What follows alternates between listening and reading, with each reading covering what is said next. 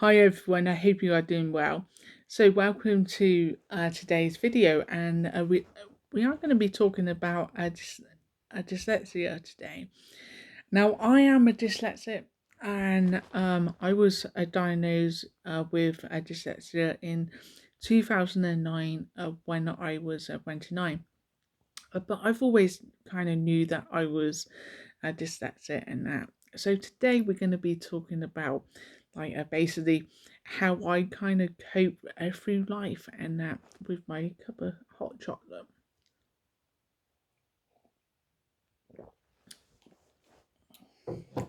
which is very nice. So basically I thought I'd do this video mainly because I wanted to talk um about how I'm gonna teach Rebecca with her reading and stuff. Because today we just had a letter come home saying that she needs to learn kind of phonics at home as well. And I was saying to Dan, well, you're going to have to do it. What was it? Because I was never, well, I don't think back then you kind of, I don't know, I can't remember learning it, to be honest with you. I know there was like sounds that we had to learn, but even then, it was kind of really hard to put things together. Now, when I was like a little, some of you may not know this, but like I had a speech impairment, and that speech impairment impaired my speech, but it also impaired my learning. And what was it? It impaired the doctors from picking up, or like the schools, no, the teachers and that, um, from actually assessing me for dyslexia. But back in like the 80s and 90s, I don't think dyslexia was one of those disabilities that was so known, and there wasn't much help, I don't think. And it was the same with like autism was known, but it was more kind of like on the severe end. And everyone remembers films like the Rain Man. No.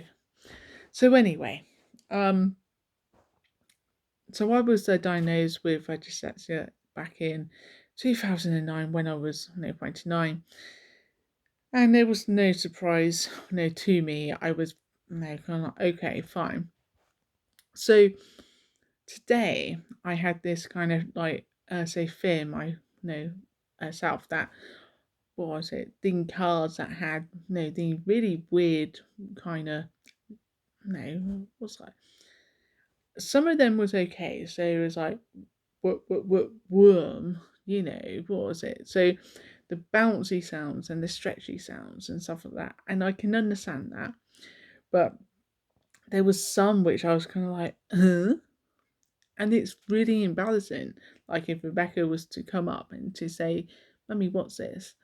So I'm a very like honest person, and so I said to Darren, look, you're gonna have to like help her with this, because what I do read to her.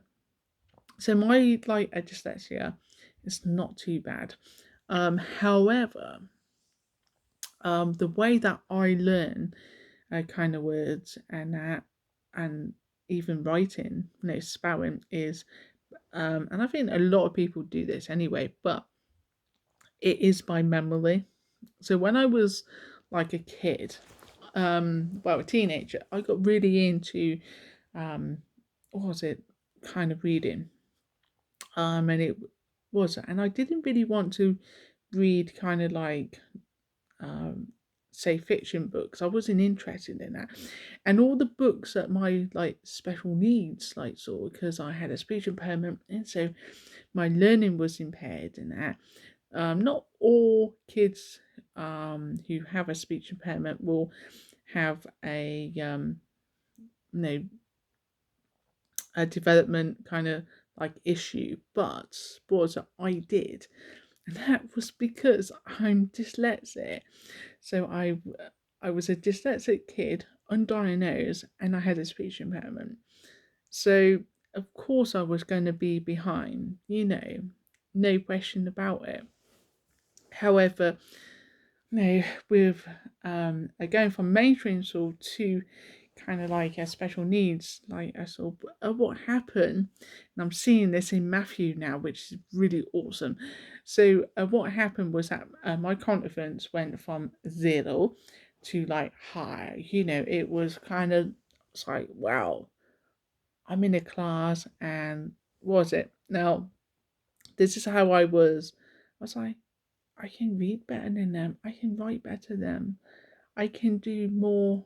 No, I was like, oh my god. And it was like that. Like, I was really proud that I could, read better and stuff like that. And all through, was it my kind of like school career, I was always, well, almost at the top of the class.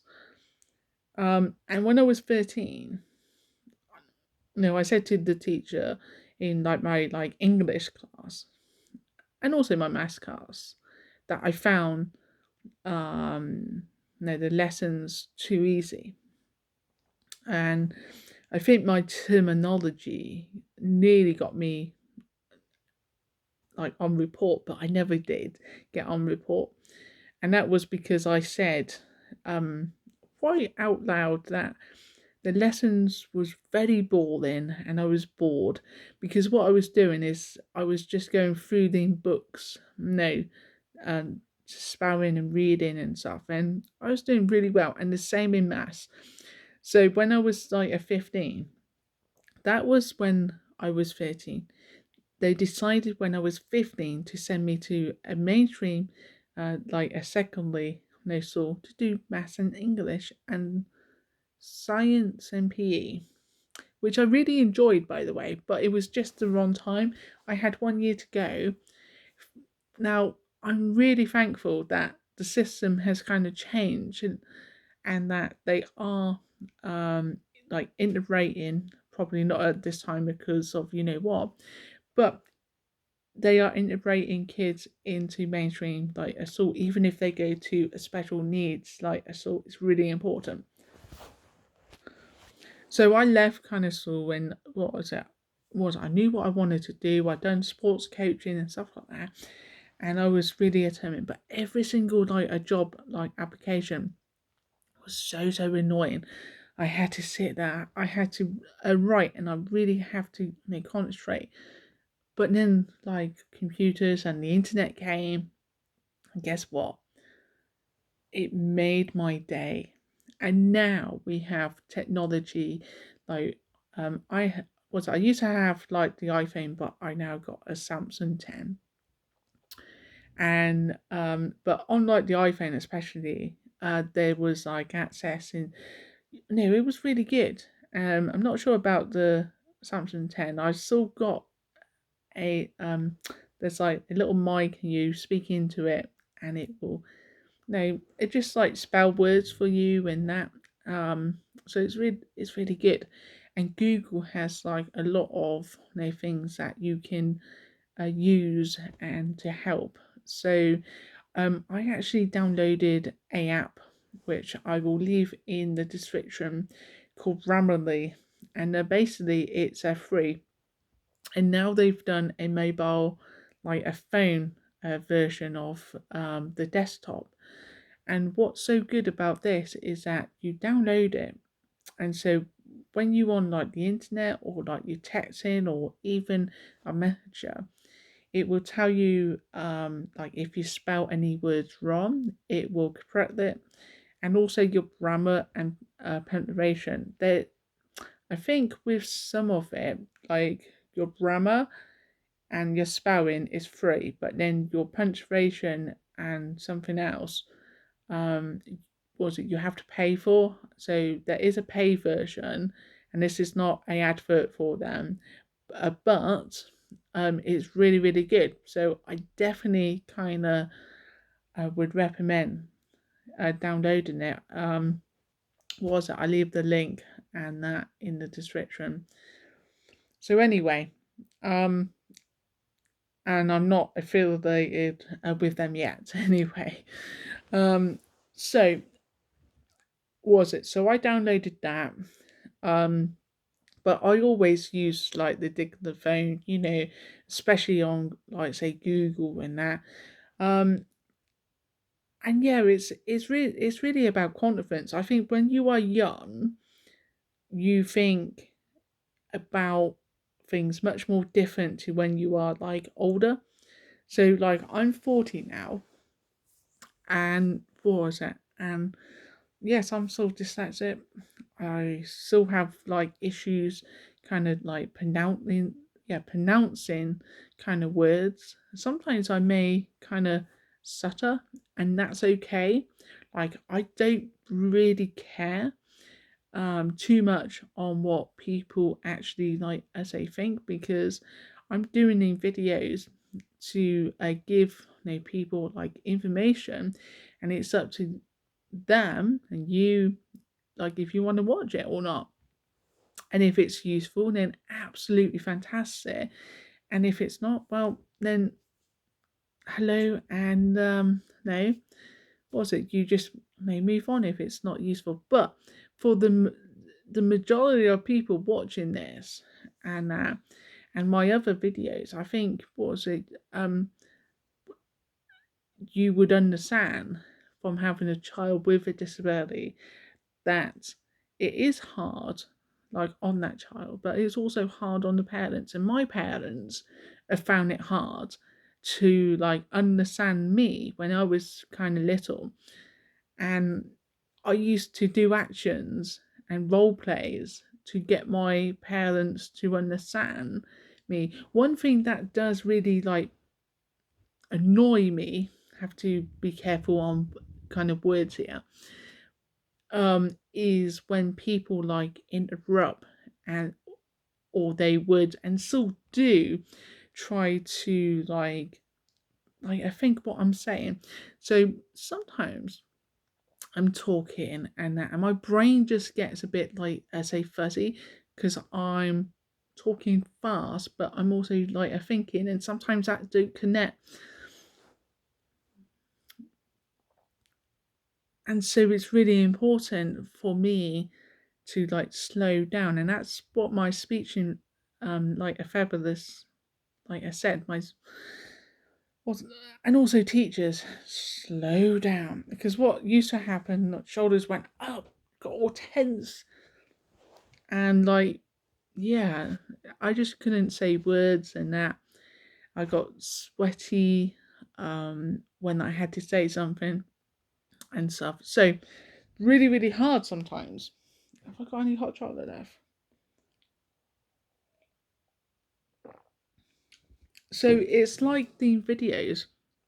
It may take me 1, 2, 3, 10 times to make a video.